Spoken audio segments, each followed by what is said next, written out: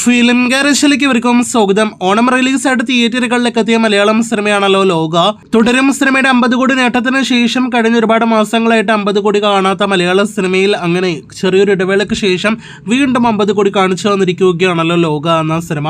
ഇന്നത്തെ സിനിമയുടെ കളക്ഷനോടെ 50 കോടിയിലധികം വേൾഡ് വൈഡ് ഗ്രോസ് ആണ് സിനിമ നേടിയെടുക്കുന്നത്. സിനിമയുടെ 50 കോടി നേട്ടത്തോടെ മലയാളത്തിലെ അതിവേഗ 50 കോടി കളക്ഷൻ നേടിയെടുത്ത സിനിമകളിലൊന്നായിട്ട് ചിത്രം മാറിക്കഴിഞ്ഞിരിക്കുകയാണ്.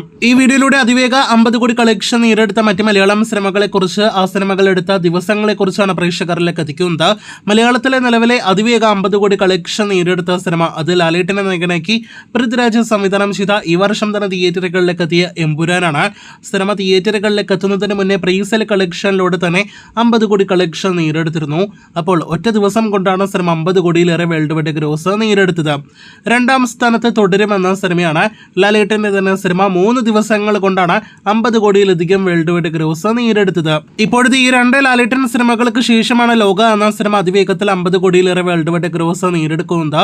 4 ദിവസങ്ങൾ കൊണ്ട്, അതായത് ഇന്നത്തെ കളക്ഷൻ കൂടി കൂട്ടിയാണ് ലോക 50 കോടി വേൾഡ് വൈഡ് ഗ്രോസ് പിന്നിടുക.